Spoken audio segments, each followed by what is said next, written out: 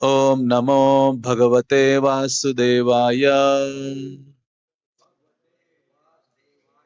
ओम नमो भगवते वासुदेवाय। ओम नमो भगवते वासुदेवाय।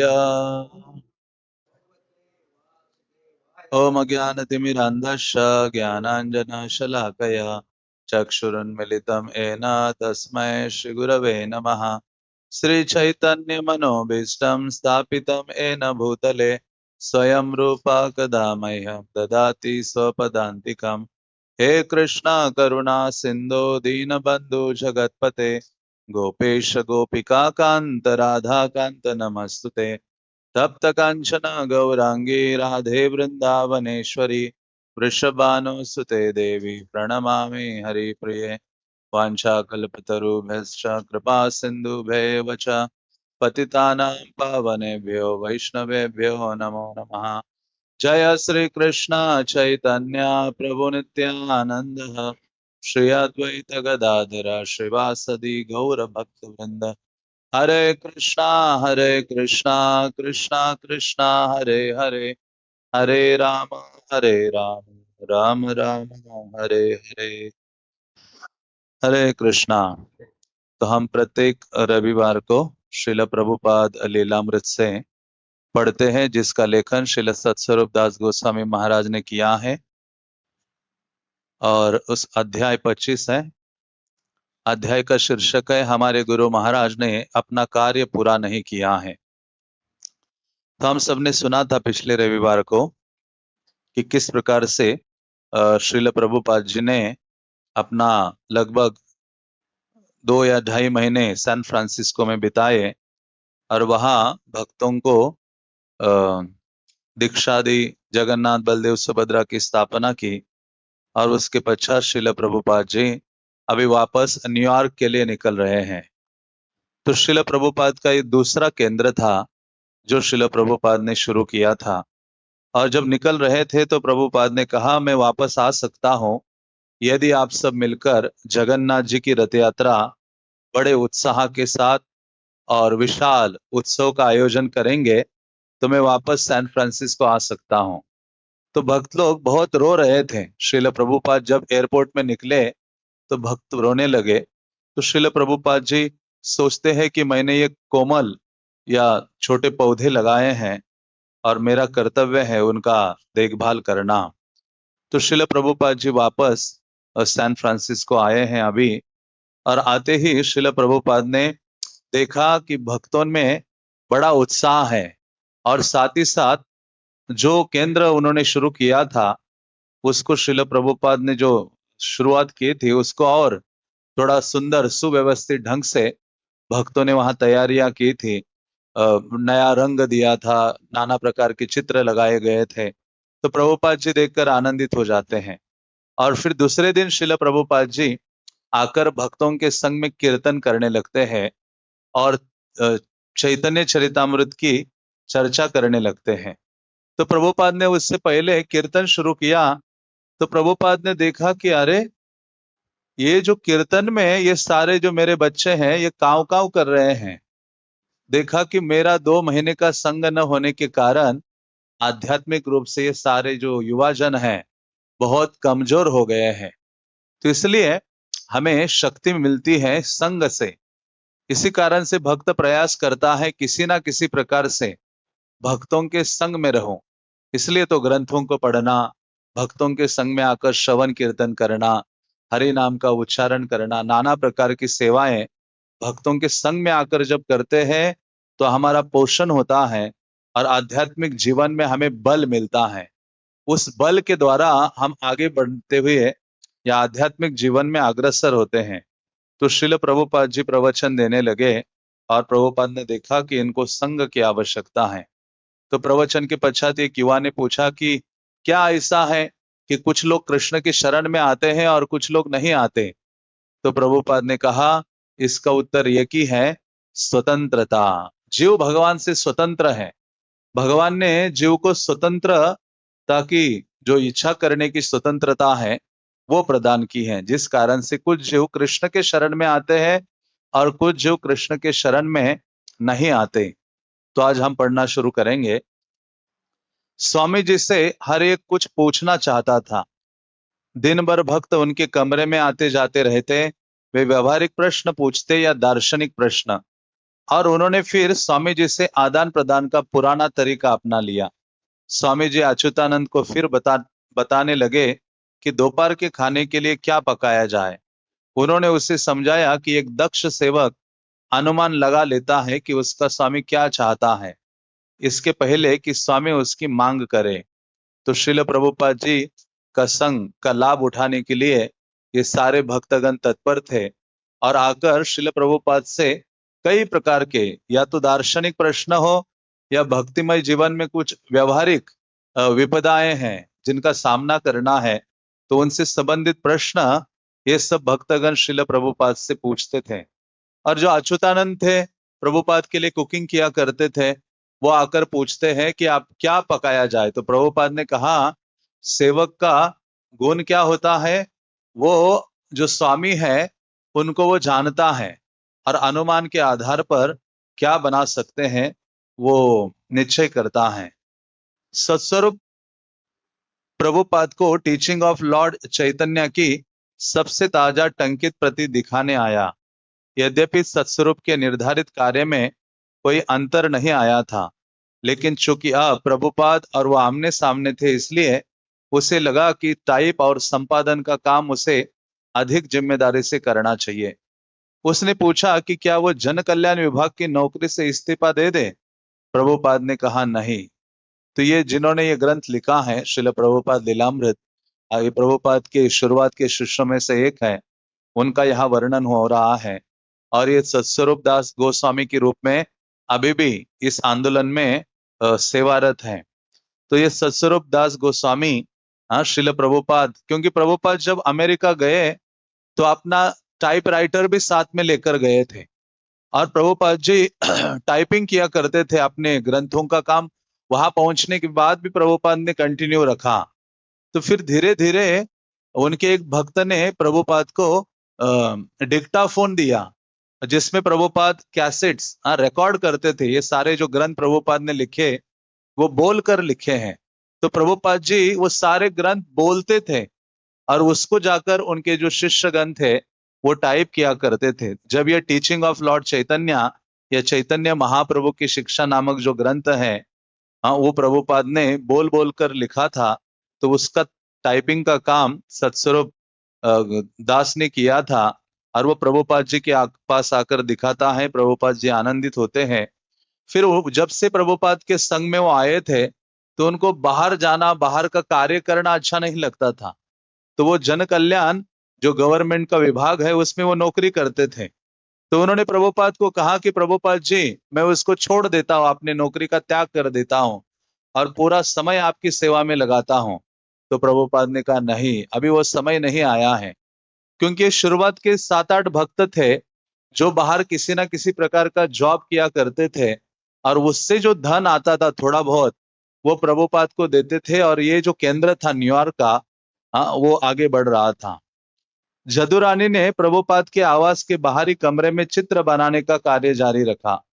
लज्जा संकोच छोड़कर उसने कई प्रश्न पूछे कि कृष्ण का चित्र वो कैसे बनाए, भगवान विष्णु हृदय में कैसे स्थित है। उसने पूछा, क्या वे बैठे हैं या खड़े हैं या कैसे हैं। प्रभुपाद ने उत्तर दिया, ओ, उसके लिए तुम्हें हजारों वर्ष ध्यान लगाना होगा। जदुरानी ने निराश होकर उन्हें घूरा। तब प्रभुपाद ने कहा, वे खड़े हैं, और वो प्रसन्न होकर चित्र बनाने चली गई।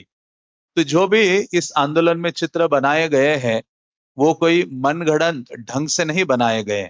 उसका आधार एक तो शास्त्र है और दूसरा गुरु और आचार्य गण है। तो प्रभुपाद के शुरुआत के शिष्या में ये जदुरानी माता जी, जिनके ये सारे चित्र, जो सुंदर चित्र हम देखते हैं, ये पेंटिंग्स अधिकतर उनके द्वारा हैं। तो वो जदुरानी माता जी जब भगवान का चित्र बनाने का प्रयास पूछ रही थी कि परमात्मा के बारे में, तो प्रभुपाद ने कहा कि हजारों साल ध्यान लगाओगे तब तुम्हें पता चलेगा कि हृदय में वो बैठते हैं या खड़े रहते हैं। तो फिर प्रभुपाद ने कहा, परमात्मा खड़े रूप में हर एक जीव के हृदय में विराजमान है, तो वो प्रसन्न होकर चित्र बनाने के लिए चली गई। तो श्रील प्रभुपाद जी हर भक्तों को अपना समय देते थे और समय के साथ साथ मार्गदर्शन करते थे और देखते थे कि जो कोई कृष्ण की सेवा में लगा है, श्रील प्रभुपाद जी आनंदित होते थे और उनको प्रेरित करते थे। जैसे जदुरानी माता जी का वो घटना आता है कि श्रील प्रभुपाद जी जहां बैठते थे वहां एक चटाई हुआ करते थे, तो उसने एक पेंटिंग बनाया और वो टांगने के लिए गई। तो उन्होंने कहा कि प्रभुपाद जी मुझे अभी वो टांगना है, तो आपकी जो चटाई है उसमें मुझे पाँव देना पड़ेगा, तो मैं क्या पाँव दे सकती हूँ? तो प्रभुपाद ने कहा कृष्ण की सेवा के लिए तुम मेरे सर के ऊपर भी पाँव दे सकती हो। हाँ, तो इस प्रकार से श्रील प्रभुपाद का भावना था।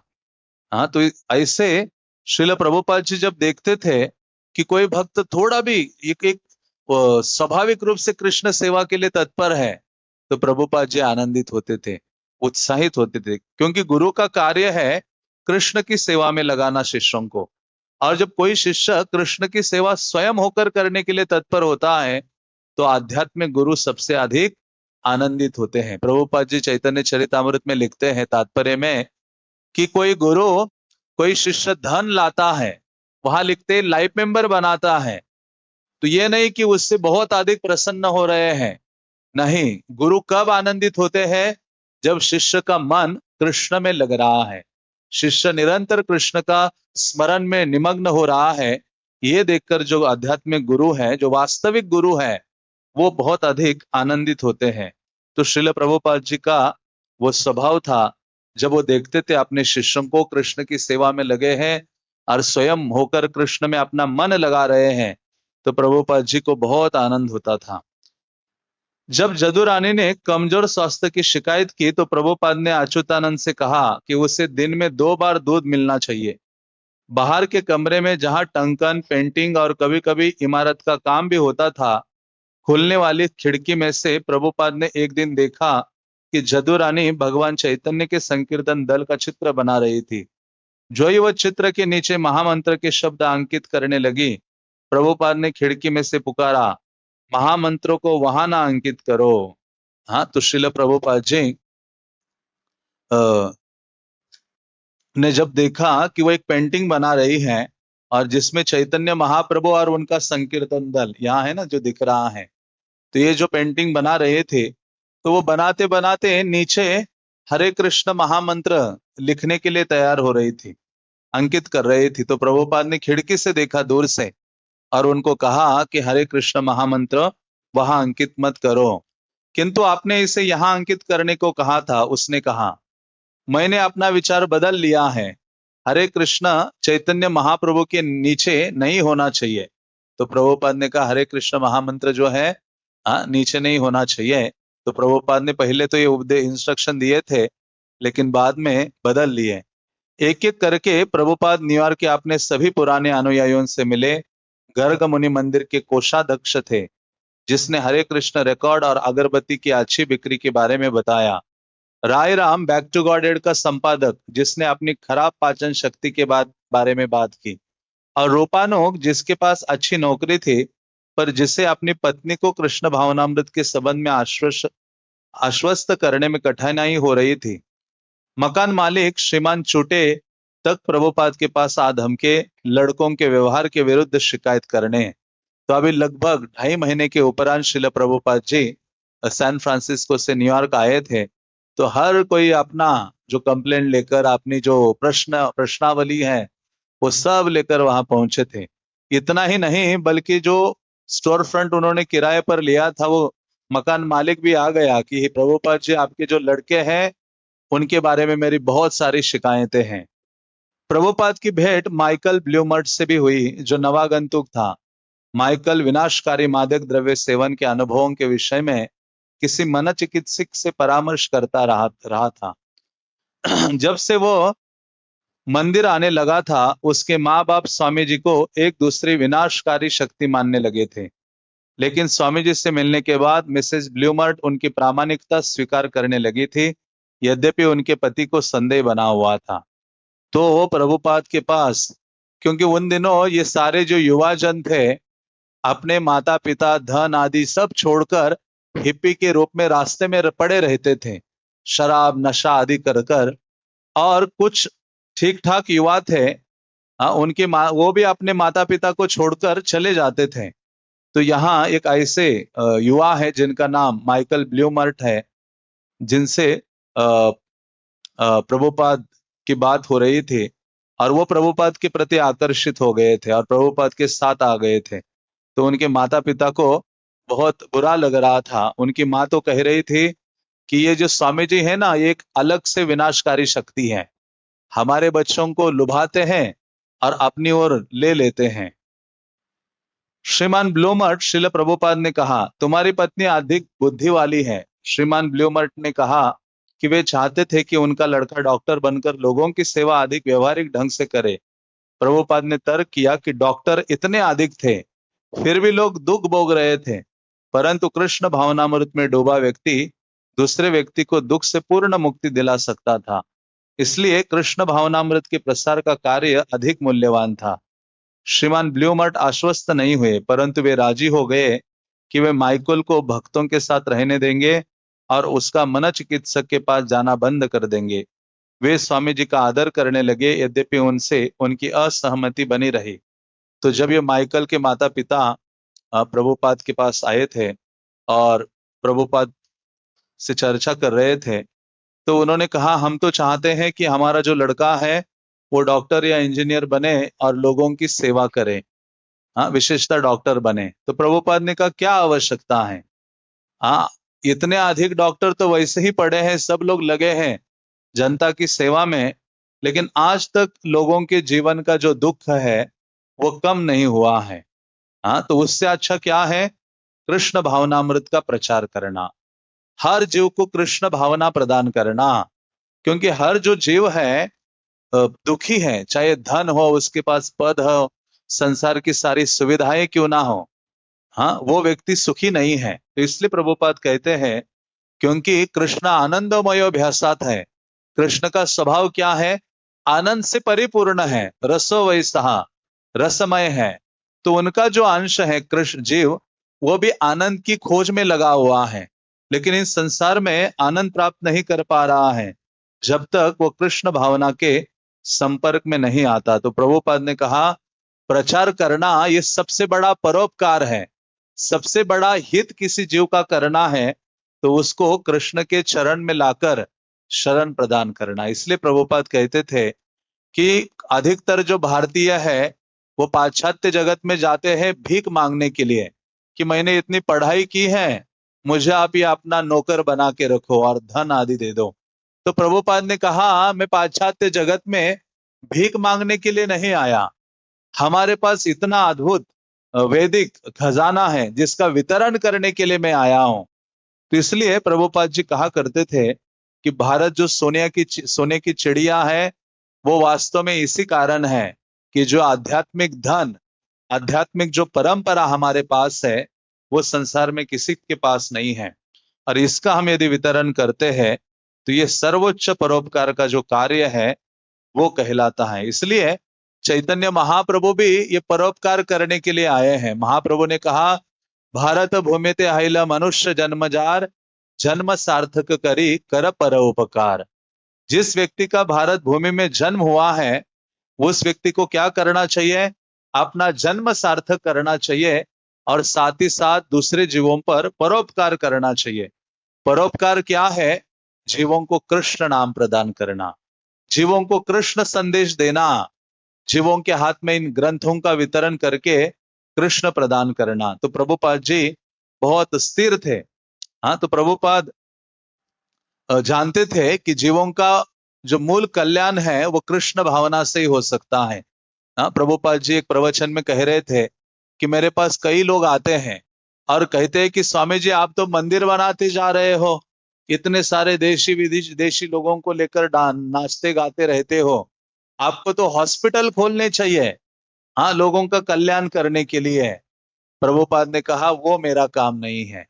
हमने आध्यात्मिक हॉस्पिटल खोले हुए हैं, क्योंकि हर जो जीव इस जगत में जन्म लिया है वो जन्म मृत्यु जरा व्याधि से ग्रस्त है। क्यों? क्योंकि वो इस शरीर को लिए हुआ लिया है उसने। तो हमारा हॉस्पिटल क्या काम करता है, कि उनका पुनर्जन्म रोक देता है। कोई ऐसा हॉस्पिटल नहीं है जो पुनर्जन्म को रोक सके, लेकिन हमारा जो हॉस्पिटल है वो पुनर्जन्म को रोक देता है, जिसके कारण फिर से वो जीव इस संसार में जन्म ग्रहण नहीं करता और शाश्वत रूप से जो दुख है उससे वो बचता है। तो प्रभुपाद कहते हैं इसी कारण से हमें कृष्ण भावना का प्रचार करना चाहिए और प्रचार ही सर्वोच्च परोपकार का कार्य है। प्रभुपाद ने एक स्थायी वीजा प्रवेश पत्र प्राप्त करने की जरूरी समस्या के संबंध में ब्रह्मानंद के साथ विचार विमर्श किया। 1965 में संयुक्त राज्य में आने के बाद प्रभुपाद ने अपने प्रवेश पत्र को बार बार बढ़वाया था। अब आप्रवास अधिकारियों ने उसे और आगे बढ़ाने से इनकार कर दिया। प्रभुपाद संयुक्त राज्य छोड़ना नहीं चाहते थे, लेकिन वहां रुकने का एक यही तरीका था कि वे स्थायी अप्रवासी बन जाए। उन्होंने आवेदन किया था, लेकिन अभी तक सफलता नहीं हुई थी। तुम्हारी सरकार नहीं चाहती कि मैं यहां रहूं, उन्होंने कहा था, इसलिए मुझे भारत वापस जाना पड़ेगा।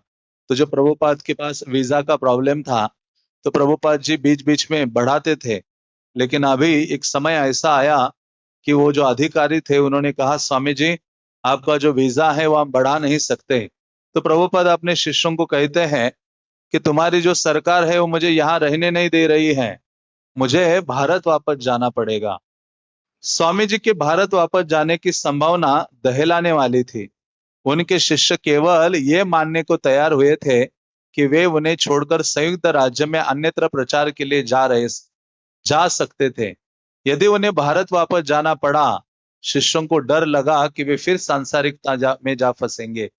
स्वामी जी उनके आध्यात्मिक जीवन का सहारा प्रदान कर रहे थे, वे स्वामी जी के बिना कैसे रहेंगे। प्रभुपाद भी कुछ ऐसा ही अनुभव करते थे।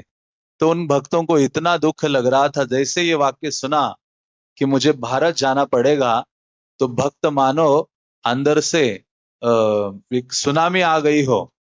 बहुत दुख अनुभव कर रहे थे, क्योंकि वो सोच रहे थे कि यदि प्रभुपाद से हम दूर हो गए तो निश्चित रूप से इंद्रिय तृप्ति के सागर में हम फंस जाएंगे और कोई उपाय नहीं है। क्योंकि प्रभुपाद का ही संग था, मार्गदर्शन था, जिसके कारण ये जो भक्तगण है आध्यात्मिक बल प्राप्त कर रहे थे। क्योंकि जैसे हमने पिछले रविवार को भी चर्चा की थी, प्रभुपाद कहते हैं एक शिष्य को अपने आध्यात्मिक गुरु से आध्यात्मिक बल प्राप्त होता है। उस बल के कारण वह आध्यात्मिक जीवन में अग्रसर होने के लिए तत्पर हो जाता है। तो जब भक्तों ने ये सुना तो भक्त लोग बहुत दुखी हो जाते हैं और प्रभुपाद जी को भी थोड़ा दुख का अनुभव होता है। ब्रह्मानंद को अप्रवास कार्यालय की कार्यवाही में विलंब कराने हेतु एक वकील पाने में सफलता हो गई। उनके निष्कासन का भय जाता रहा। प्रभुपाद ने मॉन्ट्रियल जाने और वहां स्थायी अधिवास प्राप्त करने के बारे में बात की, लेकिन उनका मुख्य इरादा अमेरिका में रहकर उस कार्य को आगे बढ़ाना था जिसे उन्होंने शुरू किया था। ब्रह्मानंद ने भगवत गीता के मुद्रण के बारे में रिपोर्ट दी। पांडुलिपि तैयार थी और वे इसके मुद्रण की लागत और स्थान के बारे में विचार कर रहे थे। यद्यपि उस पुस्तक को स्वयं प्रकाशित करने के लिए उन लोगों के पास धन नहीं था। उन्होंने एक प्रकाशक ढूंढ निकालने की कठिन कार्य के बारे में कभी गंभीरता से प्रयत्न नहीं किया था, लेकिन प्रभुपाद ने ब्रह्मानंद को इसके लिए प्रेरित किया। मेरे लिए केवल एक ही आशा है कि मेरी पुस्तकें प्रकाशित हो। तो प्रभुपाद जी इस बात पर बहुत दृढ़ थे। प्रभुपाद जानते थे कि ग्रंथ होंगे तो सारा ये जो आंदोलन है वो सुव्यवस्थित होगा और सुरक्षित होगा।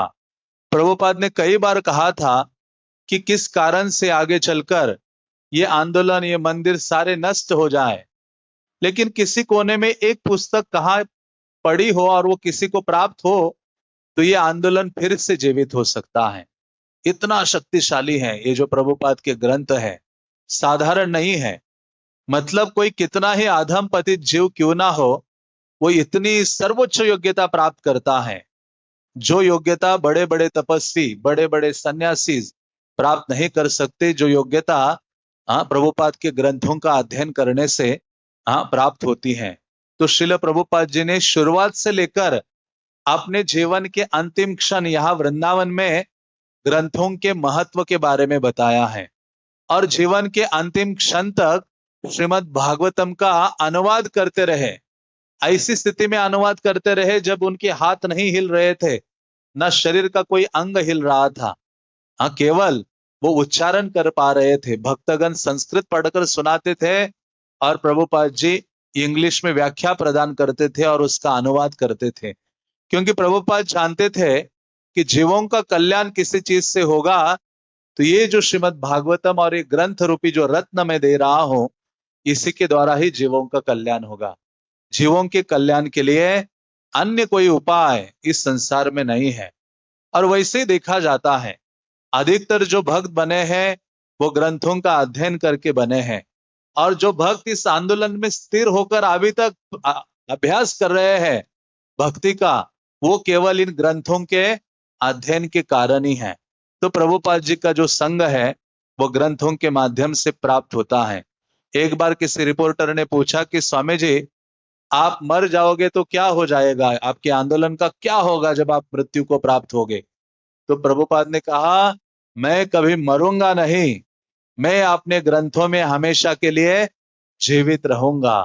तो ऐसा नहीं है कि प्रभुपाद जी हमसे दूर हैं, नहीं, प्रभुपाद जी हमारे हर भक्त के सबसे निकट कोई है तो वो श्रील प्रभुपाद जी हैं, और प्रभुपाद जी हमसे बात करने के लिए तैयार है।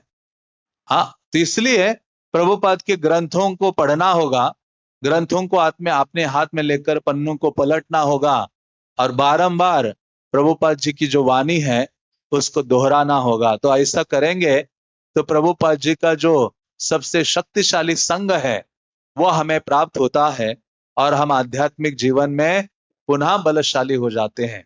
इसलिए देखा गया है, जो भक्त ग्रंथों का अध्ययन नहीं करता वो धीरे धीरे निर्बल होने लगता है, आध्यात्मिक जीवन में उत्साह खो बैठता है, और उसको सब जगह दोष दृष्टि उसके आंखों में आ जाती है, कृतज्ञता की भावना कम होने लगती है यदि वो प्रभुपाद के ग्रंथों का अध्ययन नहीं करता।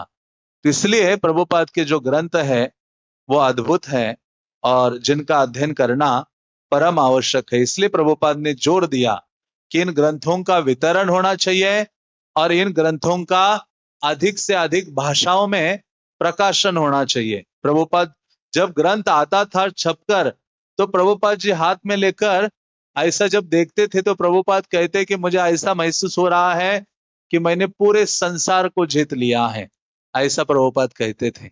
इसलिए ये साधारण ग्रंथ नहीं है, प्रतिदिन इन ग्रंथों का अध्ययन, उनका स्पर्श होना परम आवश्यक है। इसलिए प्रभुपाद ने जोर दिया कि मेरी केवल एक ही आशा है, ग्रंथ प्रकाशित हो, क्योंकि उनके गुरु महाराज का यह आदेश था। क्योंकि उनके गुरु महाराज ने कहा था, यदि तुम्हारे पास धन आए तो उसके द्वारा तुम ग्रंथ प्रकाशित करो, वो बहुत महत्वपूर्ण है। ब्रह्मानंद ने और प्रभुपाद ने यह भी कहा था, प्रभुपाद कहते हैं कि तुम्हारे आधा घंटे के प्रवचन से क्या होगा, वो सुनेंगे और 2 मिनट बाहर जाने के बाद सब कुछ भूल जाएंगे, लेकिन उनके कोख में, उनके गोद में यह ग्रंथ होगा तो वो टाइम बॉम्ब का कार्य करेगा, और वो विस्फोट होगा उनके हृदय में, और उनके जीवन आध्यात्मिक क्रांति उनके जीवन में आ सकती है। इसलिए प्रभुपाद के ग्रंथ हमारे पास सामने हमेशा होने चाहिए, और उनको लेकर प्रतिदिन चैतन्य चरितामृत, भागवतम, भक्ति रसामृत सिंधु, उपदेशामृत, अन्य कई सारे छोटे ग्रंथ हैं, उनको हमें पढ़ने का प्रयास करना चाहिए। ब्रह्मानंद ने प्रभुपाद से उन $6000 के विषय में भी बात की जो श्रीमान प्राइस जब्त कर गए थे। प्रभुपाद ने जोर दिया कि अपराधियों पर मुकदमा चलाया जाए। उन्होंने ब्रह्मानंद को वकीलों से बात करने और श्रीमान प्राइस और श्रीमान टाइलर को यह बताने के लिए भेजा कि महामहिम आ गए हैं और वे उन्हें अदालत के सामने ले जाएंगे। क्योंकि प्रभुपाद के जो 2 शिष्यगण थे, उनको एक तो प्रॉपर्टी डीलर था और एक वकील था, उन्होंने प्रभुपाद के शिष्यों को धोखा दिया था, जिसके कारण $6000 उन्होंने हड़प लिए थे। तो प्रभुपाद जी यहाँ थे नहीं, प्रभुपाद सैन फ्रांसिस्को गए थे। और प्रभुपाद की विशेषता क्या है कि एक एक पई हाँ, कृष्ण का प्रभुपाद व्यर्थ जाने नहीं देते हैं। और ये तो $6,000 थे। यहाँ आता है वर्णन कि प्रभुपाद को लुई बाजार या कहा एक चेक किसी को देना था। हाँ, तो जब भक्त को चेक साइन करके दिया तो देखा कि रिक्शा से जाएगा तो कितना, 1-1.5 रुपए लगेगा। तो प्रभुपाद ने कहा पोस्टल से भेजेंगे तो कितना लगेगा, 20 या 25 पैसे ऐसे कुछ था। तो प्रभुपाद ने कहा पोस्टल से भेजो। तो इस प्रकार से श्रील प्रभुपाद जी 1-1 रुपया जब खर्च होता था तो वो चाहते थे कृष्ण की सेवा के लिए खर्च हो, व्यर्थ आदि कार्यों के लिए नहीं। इसलिए जो भी शुरुआत से आपने देखा होगा प्रभुपाद जी की कई डायरीज हैं, जलदूत डायरी और कई अन्य, जिसमें प्रभुपाद जी जो भी धन आता था एक एक हिसाब उसका ऐसा लिख कर रखते थे। हाँ, इस सब्जी लाई या जो भी चीज लाई, यहाँ अकेले जब भी रहते थे यहाँ वृंदावन में उस समय भी लिखा करते थे। और प्रभुपाद जी इतने ये थे कि कृष्ण की कोई भी चीज है, क्योंकि सारा जगत कृष्ण की संपदा है, कृष्ण ओनर है सारे जगत के। तो प्रभुपाद चाहते थे कि कृष्ण की जो शक्ति है, हाँ, वो व्यर्थ ना चली जाए। तो प्रभुपाद जी को जब भक्तगण लेटर्स भेजते थे लिखकर, तो वो लेटर्स जब आते थे वो प्रभुपाद जी पढ़ते थे, और लेटर्स के पीछे का साइड का जो पेज है वो खाली रहता था, जिसके ऊपर लिखा नहीं होता था। तो प्रभुपाद जी उसको प्रॉपर फाड़ कर अपने पास ऐसे एक के ऊपर एक रखते थे, उसके पीछे साइड में लिखा करते थे, ताकि वो ये भी कृष्ण की शक्ति है, जो पेपर है वो भी व्यर्थ ना चला जाए। हाँ, तो इस प्रकार से श्रील प्रभुपाद का मनोभाव था। प्रभुपाद जी एक बार अमेरिका में वॉकिंग कर रहे थे सुबह सुबह, तो उस समय जब भक्तों के साथ मॉर्निंग वॉक कर रहे थे तो ऐसे पानी बह रहा था, किसी का नल गार्डन में ऐसे चला हुआ था और पानी जा रहा था। तो भक्त प्रभुपाद जी रुक गए। भक्तों ने कहा प्रभुपाद जी आप क्यों रुक गए हैं? कहते देखो कृष्ण की जो शक्ति है वो व्यर्थ जा रही है, पानी व्यर्थ जा रहा है। प्रभुपाद ने, भक्तों ने कहा वो हमारा नहीं है। प्रभुपाद ने कहा वो कृष्ण का है। तो एक भक्त को भेजा और वो नल बंद कराया। तो प्रभुपाद जी एक बार यहाँ कृष्ण बलराम मंदिर में परिक्रमा कर रहे थे, तो पूरा सूर्य उदित हो गया। परिक्रमा जब कर रहे थे भक्तों के साथ, जैसे दर्शनार्थी में हम करते हैं, देखा कि एक बल्ब चालू है लाइट का, और प्रभुपाद जी रुक जाते, कहते आप सब अंधे हो?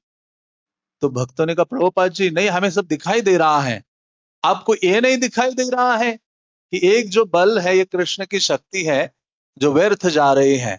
हाँ, यही कृष्ण बलराम मंदिर की दीवार पर।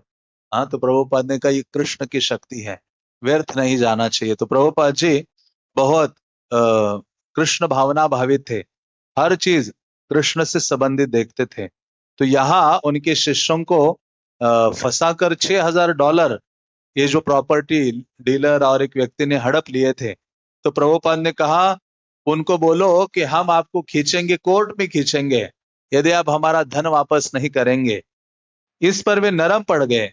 श्रीमान टाइलर ने $5,000 के डिपॉजिट में से अधिकतर राशि वापस कर दी, और श्रीमान प्राइस ने ब्रह्मानंद से जो $1,000 फांस लिए थे उनमें से $750 लौटा दिए। कानूनी सलाह मशविरे में जो $1,000 वे हुए थे वे तो जाते रहे, लेकिन प्रभुपाद ने कहा कि शेर से निपटने में खरोच तो लगेगी ही, क्योंकि उनके भक्तों ने सोचा कि क्या करना है, इनसे कहाँ लड़ाई करेंगे हम। $6,000 चले गए, लेकिन प्रभुपाद ने कहा नहीं। प्रभुपाद जी जब वापस आए सैन फ्रांसिस्को से, हाँ, तब उन्होंने कहा नहीं, ये तो कृष्ण का धन है, मैं छोड़ने वाला नहीं हूं। तो जब उनसे इस प्रकार से बात की, तो जिन दो लोगों ने जो ये धन हड़प लिया था, हाँ, वो वापस किया, और थोड़ा बहुत दिया, नहीं 100, 200, $300 जो भी है, या $1,000। तो प्रभुपाद कहते हैं शेर से निपटते हैं तो थोड़ी सी खरोच तो लगेगी। कीर्तनानंद को मॉन्ट्रियल लिखे गए एक पत्र में प्रभुपाद ने प्राइस मामले की सफल समाप्ति के बारे में लिखा। तुम्हें यह जानकर प्रसन्नता होगी कि कृष्ण की कृपा से सर कानमन फ्रॉड प्राइस के पेट में गए $5,000 में से मैं $4,227 वापस निकाल लेने में सफल हो गया हूं। तो तुरंत अमल कृष्ण महाराज को पत्र लिखते हैं, तो उसमें कीर्तानंद स्वामी को लिखते हैं कि हमने इतने डॉलर वापस प्राप्त कर लिए हैं। ऐसे लक्षण दिखाई देने लगे थे कि प्रभुपाद को अपने स्वास्थ्य के विषय में सावधान रहना चाहिए। एलन बर्ग के टीवी कार्यक्रम में सम्मिलित होने में उन्हें कठिनाई अनुभव हुई थी। एलन बर्ग इस बात के लिए कुख्यात था कि वो सिगार पीता बैठा रहता था और उग्र बातें किया करता था, यहाँ तक कि अपने अतिथियों को अपमानजनक बातें भी सुनाया करता था। और यदि कोई अतिथि बुरा मानता तो बर्ग उससे और भी भड़काता था। ये आम बात थी। ये टेलीविजन का एक इंटरव्यू से संबंधित बातें हो रही हैं। तो प्रभुपाद जी का जो स्वास्थ्य है वो पहले जैसा इतना अच्छा नहीं था। फिर भी प्रभुपाद जी इस आंदोलन को आगे बढ़ाने के लिए सदैव कार्यरत रहते थे। टीवी कार्यक्रम प्रारंभ होने के पहले बर्ग ने प्रभुपाद से सिगार पीने की अनुमति मांगी थी और प्रभुपाद शालीनतावश राजी हो गए थे। बर्ग ने अपने अतिथि का परिचय वास्तविक स्वामी कहकर कराया था। जब उसने प्रभुपाद से पूछा था कि वे यौनाचार के विरुद्ध क्यों हैं, तब प्रभुपाद ने कहा था कि वे विरुद्ध नहीं थे। यौनाचार विवाहित जीवन तक सीमित होना चाहिए जिससे कृष्ण चेतना वाली संतान पैदा हो।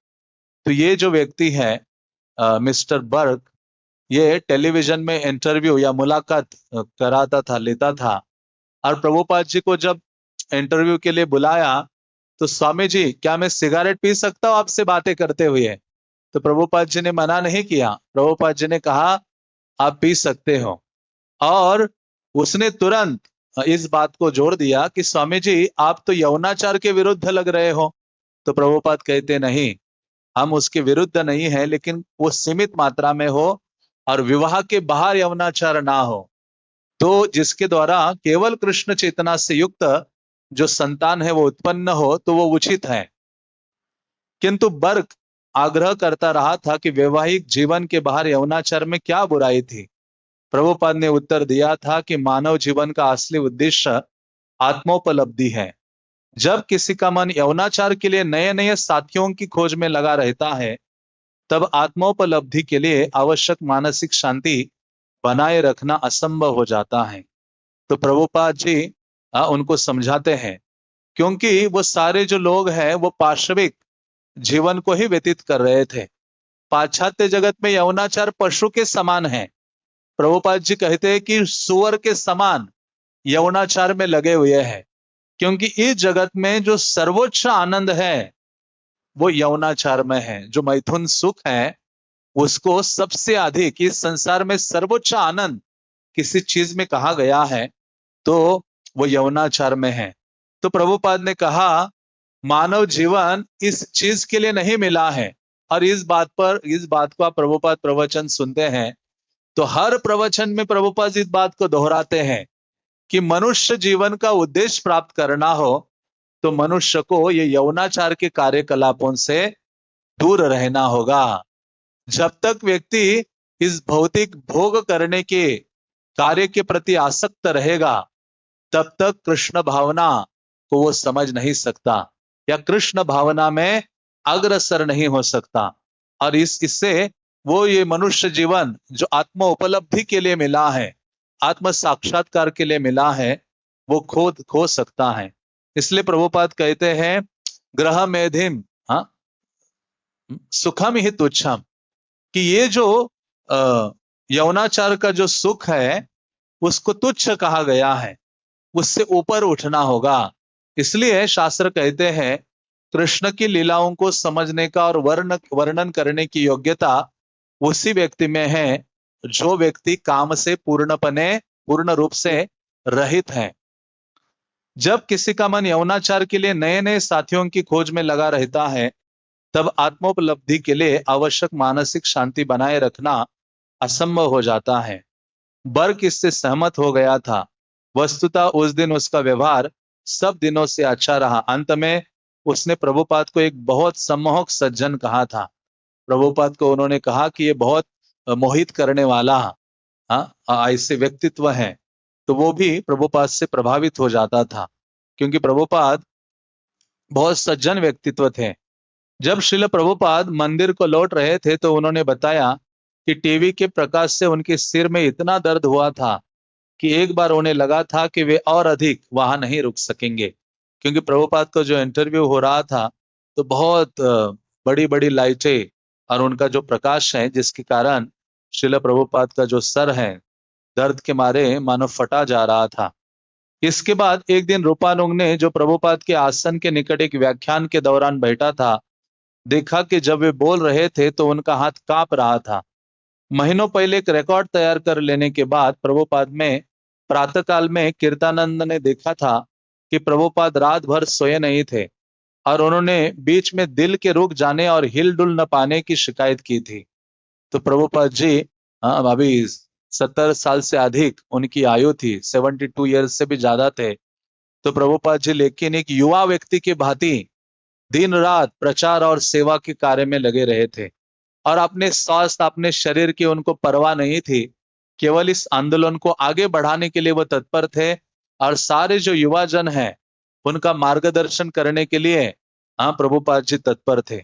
तो एक दो बार ऐसी चीजें हुई, उनके भक्तों ने देखा कि प्रभुपाद जी जब प्रवचन दे रहे हैं तो उनका हाथ ऐसे कांप रहे हैं।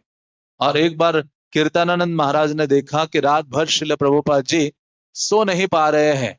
फिर प्रभुपाद ने कहा, मेरा शायद हृदय रुक गया है, हार्ट, जिसके कारण मैं हिलडुल नहीं पा रहा हूं। यदि मैं कभी बीमार पड़ूं, श्रील प्रभुपाद ने कीर्तनानंद से कहा था, तो डॉक्टर मत बुलाना, मुझे अस्पताल मत ले जाना, केवल मुझे मेरी माला देना और हरे कृष्ण जपना, हरे कृष्णा कृष्णा कृष्णा हरे हरे, हरे राम राम राम हरे हरे। तो श्रील प्रभुपाद जी कहते हैं कि यही मेरा उपाय है। कि यदि मैं बीमार पड़ू यहाँ पाश्चात्य जगत में, तो मुझे डॉक्टर के पास मत ले जाना और वो अस्पताल में ले जाकर भर्ती मत करना, जहां नाना प्रकार की नलिया ये सब मेरे शरीर में डाले जाएंगे, वो उचित नहीं है। मुझे क्या दो, मेरी माला मेरे हाथ में दे दो, मैं हरि नाम का उच्चारण करता रहूं और मुझे मरना भी पड़े तो भी मैं कृष्ण नाम लेते हुए ये शरीर का त्याग करने के लिए तत्पर हूं। तो इस प्रकार से श्रील प्रभुपाद जी मानो भीष्म की भांति है कि वो युद्ध भूमि में शरीर छोड़ने के लिए तैयार है। इस प्रकार श्रील प्रभुपाद जी गुरु का आज्ञा का पालन करने के लिए अपना जो प्राण है वो देने के लिए भी तत्पर है। तो श्रील प्रभुपाद जी को पाश्चात्य जगत में जाने की उस आयु में कोई आवश्यकता नहीं थी। वो इतने अच्छे से वृंदावन में रह रहे थे, यमुना के तट पर राधा दामोदर मंदिर में रोज सप्त देवालय का दर्शन करते थे, हरि नाम लेते थे, थोड़ा सा कुकिंग करके रूप गोस्वामी के समाधि का दर्शन करते हुए पाते थे। तो उनका जीवन तो अंत समय में बहुत अच्छा जा रहा था, लेकिन पाश्चात्य जगत में वे चले गए केवल अपने गुरु की सेवा के लिए, परंपरा की सेवा के लिए, पूर्ववर्ती आचार्यों की सेवा के लिए, चैतन्य महाप्रभु की सेवा के लिए। स्वामी जी के शिष्य उन पर अंकुश लगाना नहीं चाहते थे। कीर्तनानंद ने एक बार ऐसा करने की कोशिश की थी। येवलान में जब स्वामी जी नाच रहे थे और उछल कूद रहे थे और पसीने से तर थे, तब कीर्तनानंद ने आग्रह किया था कि कीर्तन बंद कर दिया जाए, किंतु दूसरे ने उसे संभ्रमित कहा था। इसके अतिरिक्त स्वामी जी नहीं चाहते थे कि उन पर अंकुश लगाए जाए। और वे कौन होते थे उन पर अंकुश लगाने वाले? वे कृष्ण के अधिकृत प्रतिनिधि थे, जो किसी भी कठिनाई को पार करने में सक्षम थे। वे शुद्ध भक्त थे, वे कुछ भी कर सकते थे। क्या कई बार वे नहीं बता चुके थे कि एक सच्चा भक्त सांसारिक कष्टों से अतीत होता है? तो प्रभुपाद को ये अच्छा नहीं लग रहा था यदि कोई उनके कार्यकलापों पर अंकुश लगाए या रोक डाले। तो वास्तव में देखा जाए तो ऐसे महान भक्त हैं और अधिकृत कृष्ण के प्रतिनिधि हैं, तो उनके ऊपर कौन अंकुश लगा सकता है? और दूसरी ओर से जो भगवान के महान शुद्ध भक्त होते हैं, वो सारे सांसारिक जो विपदाएं हैं, सांसारिक कष्ट है, उनसे परे होते हैं।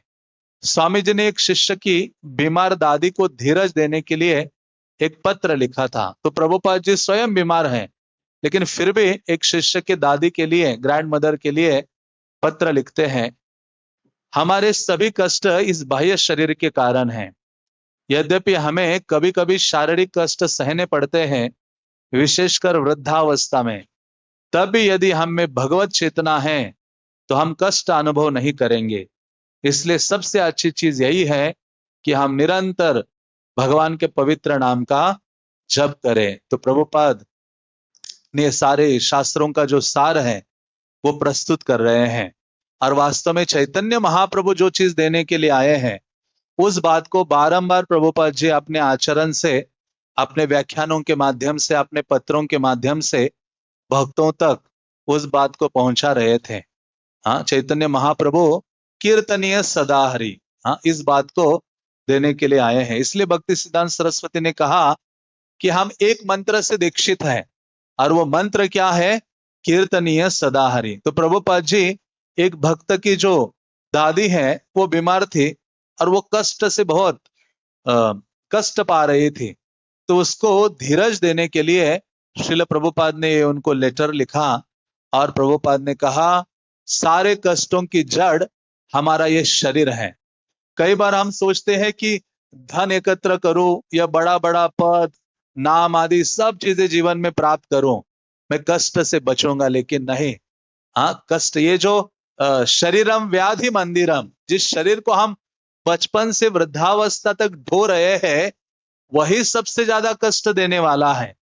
इसलिए हर समय याद रहना चाहिए कि मेरे सारे कष्टों का कारण यह शरीर है, और यह शरीर कष्ट दे रहा है। लेकिन यदि हम भगवत चेतना का विकास करेंगे तो हमें वो कष्ट अनुभव नहीं होंगे, और हम उस देहात्म बुद्धि से सदैव ऊपर होंगे। इसलिए श्रील प्रभुपाद जी जब अंतिम समय में बहुत बीमार थे, और प्रभुपाद का स्किन मानो हड्डियों को चिपक रहा था, इतने पतले हो गए थे, तो डॉक्टर ने कहा कि ऐसी स्थिति यदि किसी अन्य व्यक्ति की होती तो व्यक्ति दिन रात चिल्लाते रहता। लेकिन श्रील प्रभुपाद जी अपने शरीर से परे थे, देहात्म बुद्धि से परे थे। इसलिए बारंबार अपने प्रवचनों में श्रील प्रभुपाद जी इस बात को दोहराते थे कि आप इस चीज का अनुभव करो कि आप ये शरीर नहीं हो, आप क्या हो? आत्मा हो, भगवान के शाश्वत सेवक हो। तो प्रभुपाद जी कहते हैं उस एक भक्त के जो दादी हैं, इसलिए सबसे अच्छी चीज यह है कि हम निरंतर भगवान के पवित्र नाम का जप करें। भक्तों ने लक्ष्य किया कि यद्यपि स्वामी जी किसी की बीमार दादी को अच्छे उपदेश दे सकते थे, परंतु उसके ऊपर जो बीत रही हो उससे वे कभी प्रभावित होने वाले नहीं थे। यथार्थतः वे अपने आप को वृद्ध व्यक्ति कहा करते थे, लेकिन ये वे अधिकतर अपने व्याख्यानों में वृद्धावस्था की अनिवार्यता दिखाने के लिए कहते थे। तो श्रील प्रभुपाद जी इस प्रकार से सारा जो अपना शारीरिक या देहात्म बुद्धि है, उससे परे थे। और इस बात को प्रभुपाद जी बारंबार अपने प्रवचनों में और अपने पत्रों में और अपने जो अन्य अन्य व्याख्यान है उसमें दोहराते थे। और श्रील प्रभुपाद जी कहते थे कि ये जो शरीर है कष्टों का कारण है, और फिर से हमें ये शरीर है प्राप्त नहीं करना है। इसलिए प्रभुपाद ने कहा आप परम भाग्यशाली हो कि इस कृष्ण भावनामृत आंदोलन में आए हो, और इस आंदोलन में आए हो तो ये जो जीवन है अंतिम बनाओ, बहुत गंभीरता से सिंसियरली कृष्ण भावना का अभ्यास करो, ताकि अंतिम क्षण में अंत्य नारायण स्मृति, कृष्ण का स्मरण हो, और पुनः आप इस कष्टदायक भव सागर या भौतिक जगत में नहीं आओगे। तो इस प्रकार से श्रील प्रभुपाद जी अपने भक्तों को उपदेश दे रहे हैं। तो हम अगले रविवार को चर्चा पुनः करेंगे। हरे कृष्णा कृष्णा कृष्णा हरे हरे, हरे राम राम राम हरे हरे। श्रील प्रभुपाद लीलामृत के पतित पावन श्रील प्रभुपाद की निताय गौर प्रेमानंदे। हरे कृष्णा कृष्ण कृष्ण हरे हरे, हरे राम राम राम हरे हरे, हरे कृष्ण।